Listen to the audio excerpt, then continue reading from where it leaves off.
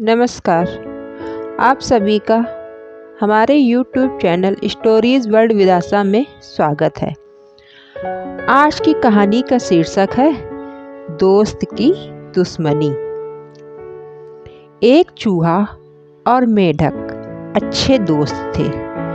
हर रोज मेढक तालाब से बाहर निकलकर अपने दोस्त चूहे से मिलने जाता था, जो कि एक पेड़ के पास बने बिल में रहता था।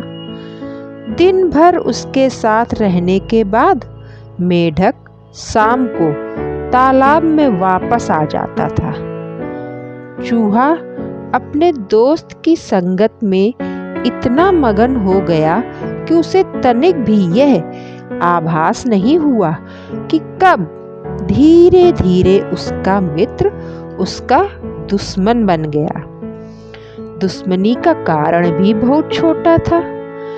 मेढक सोचता था कि वह तो अपने मित्र से मिलने रोज आता है, लेकिन चूहा उससे मिलने तालाब में उसके घर कभी नहीं आता। यह बात उसके मन में बैठ गई थी और उसने बिना बताए चूहे से बदला लेने की सोची। बदला क्या, उसको अपने घर ले जाने का सोचा। उसने चूहे से बदला लेने की ठान तो ली, पर कैसे, ये सोचना पड़ा उसे।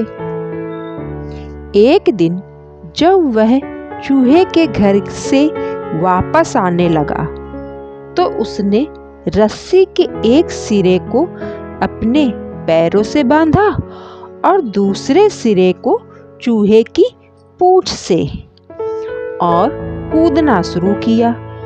बेचारा चूहा उसके साथ घिसटता ही जा रहा था और पूछ रहा था, आखिर बात क्या हुई? मेढक ने कोई जवाब नहीं दिया और तालाब में छलांग लगा दी। बोला, आज मैं तुम्हें अपने घर ले चलूंगा। चूहे ने खुद को छुड़ाने की बहुत कोशिश की, लेकिन असफल रहा और तालाब में जाने से वह डूब गया और मर गया।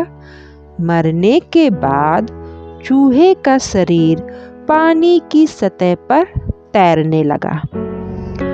आसमान में उड़ते हुए बाज ने पानी की सतह पर चूहे को देखा तो नीचे आया और अपनी चोंच में चूहे को उठाकर उड़ने लगा।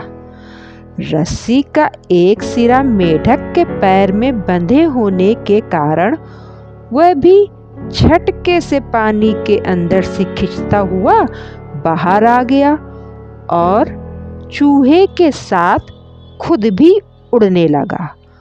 उसने खुद को आजाद करने की बहुत कोशिश की, लेकिन बाज ने उसकी इस कोशिश को हमेशा के लिए खत्म कर दिया, यानी कि उसको भी चूहे के साथ खा लिया। कहते हैं ना, किसी के लिए भी गड्ढा नहीं खोदना चाहिए, क्योंकि उसमें खुद के गिरने का भी खतरा रहता है। आप सभी ने मेरे द्वारा ये कहानी सुनी। इस कहानी से हमें ये शिक्षा मिलती है कि जो दूसरों का अहित सोचता है, वह स्वयं कभी न कभी उसका शिकार बन ही जाता है। इसीलिए हमें कभी भी दूसरों का अहित नहीं सोचना चाहिए, हमेशा सबकी भलाई ही करनी चाहिए।